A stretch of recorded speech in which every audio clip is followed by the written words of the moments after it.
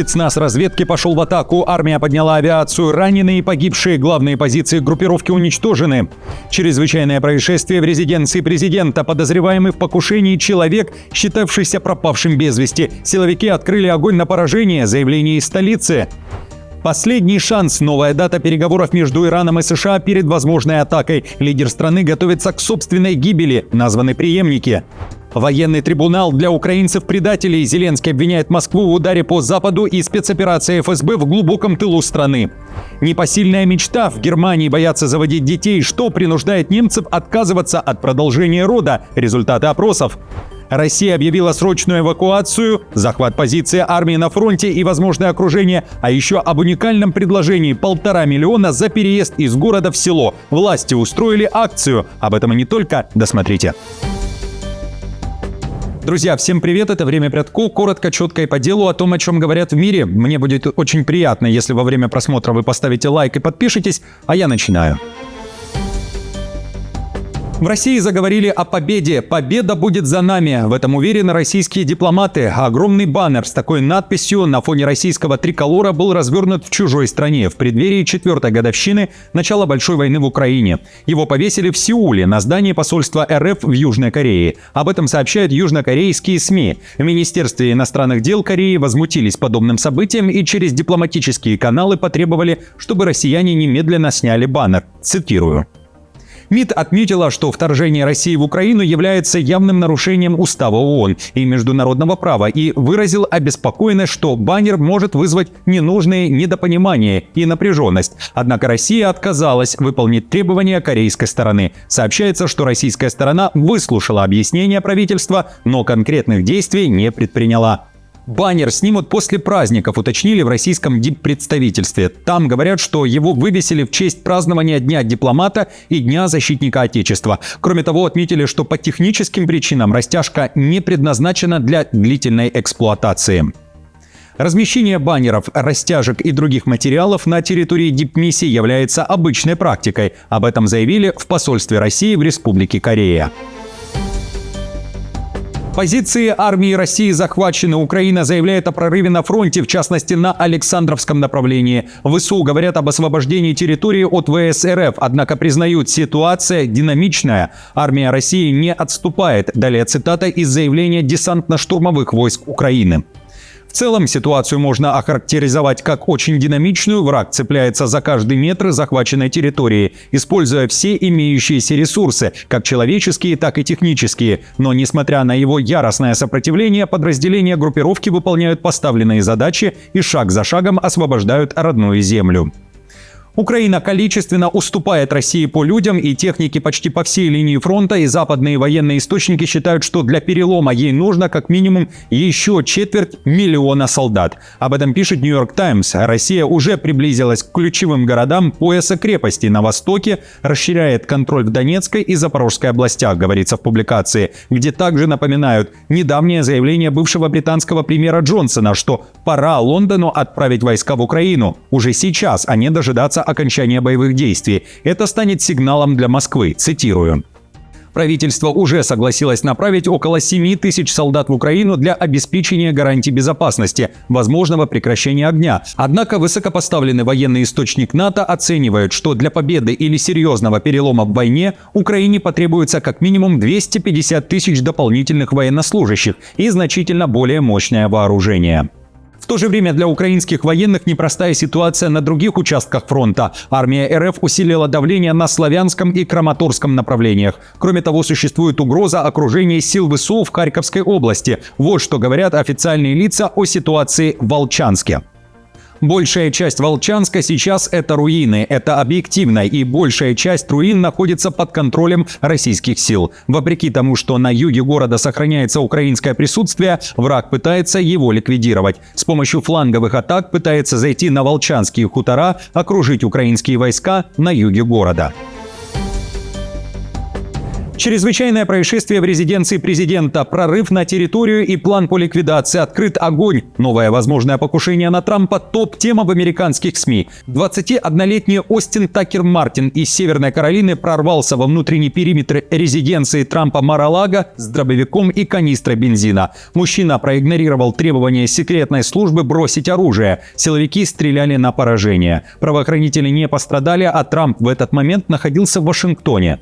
Известно, что за несколько дней до этого молодой мужчина Остин Такер Мартин был объявлен пропавшим без вести своей семьей. Он ушел из дома и, вероятно, направился к резиденции Трампа, по пути купив оружие. Коробку от дробовика нашли в его автомобиле. Мотив до сих пор неизвестен. Расследование ведет ФБР. Инцидент произошел на фоне уже пережитых покушений на Трампа в 2024 году, что усиливает тревожность вокруг безопасности президента, пишут американские медиа. Заместитель шерифа и двое агентов секретной службы направились в этот район для проверки. Они столкнулись с белым мужчиной, у которого была канистра с бензином и дробовик. Ему приказали бросить оба предмета. Он поставил канистру, но поднял дробовик в положение для стрельбы. В этот момент заместитель шерифа и двое агентов секретной службы открыли огонь и нейтрализовали угрозу. Он скончался на месте. Последняя попытка встречи в Женеве представителей США и Ирана может стать последним шансом перед ударом. В четверг, 26 февраля, в Швейцарии ожидается встреча американских и иранских переговорщиков. На столе подробное иранское предложение по ядерной сделке. В администрации Трампа ждут документ уже ко вторнику, но за дипломатической витриной жесткий ультиматум. Об этом пишет издание Axios. Глава МИД Ирана Аббас Аракчи заявил себе, что готов встретиться с эмиссарами Трампа Уиткофом и Кушнером. Однако он все еще дорабатывает текст предложения, которое должно быть одобрено руководством в Тегеране. Позиция Трампа остается неизменной: нулевое обогащение урана на территории Ирана. Однако США допускают обсуждение символического обогащения. Далее цитата. По словам американских официальных лиц, нынешняя дипломатическая попытка, вероятно, является последним шансом, который президент Трамп даст Ирану, прежде чем начать масштабную американо-израильскую военную операцию, которая может напрямую нацелиться на верховного лидера Али Хаменеи. Тем временем давление внутри Вашингтона растет. Сенатор Линдси Грэм публично призвал Трампа не слушать тех, кто отговаривает его от удара по Ирану, уточняет Axios. В Белом доме признают, президент может изменить курс и отдать приказ в любой момент. В Иране же тем временем готовят преемников. Хаменеи распределил власть на случай своей гибели. На фоне угрозы удара он фактически передал управление страной Али Лариджани. По данным источников The New York Times, верховный лидер создал многоуровневую систему преемственности. При этом армия приведена в полную боевую готовность. Ракеты развернуты у границ. Внутри страны готовятся к жесткому контролю улиц, пишет издание. Тегеран исходит из того, что удар может быть неизбежен и готовится не только к войне, но и к жизни после верховного лидера. И вот детали, также цитирую. По словам источников, Хаменеи издал ряд директив. Он назначил по 4 уровня преемников на каждую военную и государственную должность, которую он лично утверждает. Он также распорядился, чтобы все руководители определили до 4 возможных замен и передал полномочия узкому кругу доверенных лиц принимать решения в случае, если связь с ним будет прервана или он будет убит. Тем временем Россия объявила срочную эвакуацию. Такие сообщения накануне массово появились в российских медиа и в сообщениях военкоров. По их информации, спецборд Ил-76 МЧС России вылетел из ОАЭ. На борту, по предварительной информации, семьи российских дипломатов, которых вывозят с Ближнего Востока, в ожидании потенциальной эскалации вокруг Ирана. В то же время в воскресенье 22 февраля на официальных страницах МЧС и МИД России информации о проведении такой эвакуации еще не было. Однако отмечу, ранее Министерство иностранных дел России призывало россиян отказаться от поездок в Иран. Страну охватили протесты и вооруженные нападения, хаос и военные бунты. И все из-за того, что группировка была обезглавлена. Армия открыла огонь, спецназ разведки пошел в атаку. Армия подняла авиацию и силы Нацгвардии. Крупнейшая операция по ликвидации самого известного наркобарона Мексики Эль Менчо. Об этом говорится в официальном заявлении Минобороны страны. Военные провели спецоперацию и заявили, что им попался один из самых опасных преступников мира. Глава картеля «Новое поколение Халиско». По данным Минобороны Мексики и ведущих мировых СМИ, он умер от ран во время транспортировки вертолетом в Мехико. В перестрелке погибли 7 боевиков, 3 военных ранены. США годами охотились за ним и назначили награду до $15 миллионов, считая его картель ключевым поставщиком запрещенных веществ на американский рынок. Но ликвидация вызвала мгновенную ответную волну. Картель устроил массовые беспорядки, поджоги машин, перекрытие трасс и хаос сразу в нескольких штатах. Введен красный код. США и Канада предупредили граждан об опасности и призвали оставаться на местах, а уж лучше прятаться в укрытиях. Air Canada приостановила рейсы в Пуэрто-Вальярту. Массовая эвакуация возникла в одном из аэропортов страны, куда вторглись боевики. В целом, ликвидация – это самый серьезный удар по мексиканскому наркомиру со времен ареста Эль Чапо. Страна готовится к возможной эскалации. В Германии боятся заводить детей. Более половины жителей считают это финансово неподъемным. Согласно экспресс-опросу Инса, 55% респондентов считают, что в Германии завести ребенка сейчас невозможно. 34% не согласны с этим мнением. А причина отказа от пополнения в семье – это экономика и экономические. Большинство немцев жалуются, что вся зарплата уходит на жилье, плюс расходы на продукты и коммунальные услуги. Около 60% опрошенных также отметили высокие налоги и сборы в Германии. Еще 48% заявили о слабой поддержке государства. Также многие жители Германии говорят о дефиците детсадов и мест для присмотра за детьми. Малышей попросту не с кем оставить. Вот что пишет издание Welt. Особенно скептически настроенные люди в возрасте 30-49 лет, отметил руководитель Инса Герман Бинкерт. Более 60% в этой возрастной группе считают детей финансово почти непосильными. Учитывая многолетние низкие показатели рождаемости, это является политическим тревожным сигналом.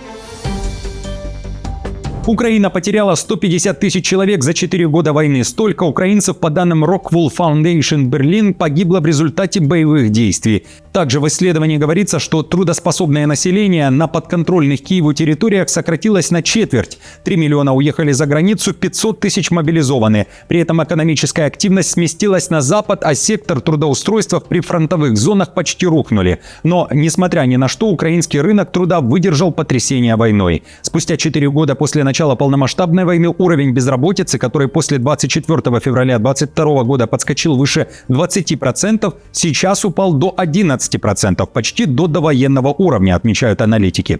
В Украине произошло удивительно быстрое перераспределение рабочей силы в условиях экстремальной нагрузки. Секрет устойчивости, говорят эксперты, гибкость зарплат, удаленка и рост занятости женщин в традиционно мужских профессиях. Долгие войны часто выигрываются скорее на фабриках, чем на полях сражений. Украинский рынок труда до сих пор выдержал шок беспрецедентного масштаба, заявил соавтор исследования Тито Боэри, профессор коммерческого университета Бакони в Милане. По его словам, данные показывают, что рабочую силу можно перераспределять даже в экстремальных условиях и довольно быстро.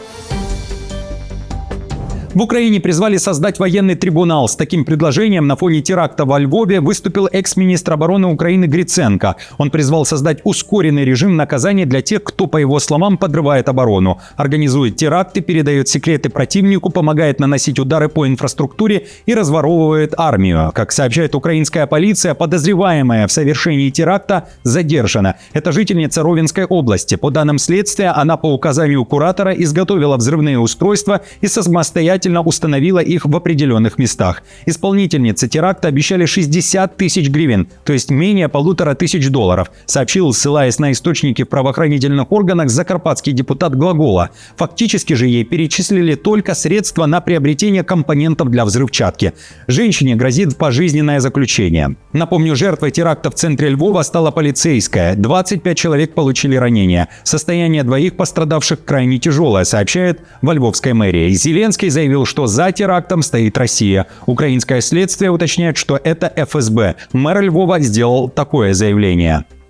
Хочу озвучить 2 факта, чтобы закрыть рты всем ботам и остановить любые рассуждения в этом направлении. Первое. Все пострадавшие – служащие, которые прибыли на вызов, кроме одного подростка, который живет рядом. Второе – это не разборки бизнеса. Это вражеская спецоперация, цель которой – убить как можно больше правоохранителей.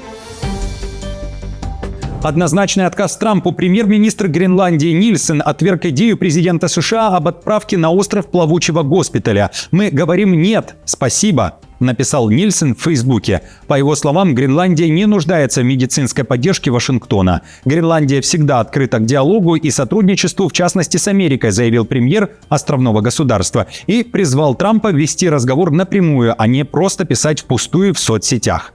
Мы узнали, что Дональд Трамп планирует направить американское госпитальное судно в Гренландию, однако в нашей стране уже есть система здравоохранения, которая бесплатна и доступна для всех. Это не случайное решение, это чрезвычайно важная ценность нашего общества. В США такого нет, ведь медицинская помощь там очень дорогая. Напомню, ранее Трамп объявил, что направит к Гренландии госпитальное судно для оказания медицинских услуг пациентам острова, чтобы позаботиться о многих больных людях, о которых в Гренландии никто не думает, написал президент США в True Social и заверил, что спасительное судно уже в пути. 1,5 миллиона за переезд из города в село. Жители крупного казахстанского города Семея агитируют перебираться в деревню области Абай, чтобы поднимать вымирающие села. Об этом рассказывает телеканал 24 КЗ. Приглашение распространяется на семьи с детьми-школьниками, уточняют местные власти и обещают потенциальным переселенцам много бонусов. Для старта 1,5 миллиона тенге. Это примерно $3000. Жилье, 10 коров и 1 лошадь. А предпринимателям, которые согласятся на переезд, чиновники обещают помощь с бизнесом и льготные кредиты под 6% на 10 лет. Проект рассчитан до 2028 года. Его задача не просто сохранить население сельской местности, но и существенно увеличить ее, отмечается в видеосюжете. Земельные ресурсы есть. Желающим работать окажем необходимую поддержку.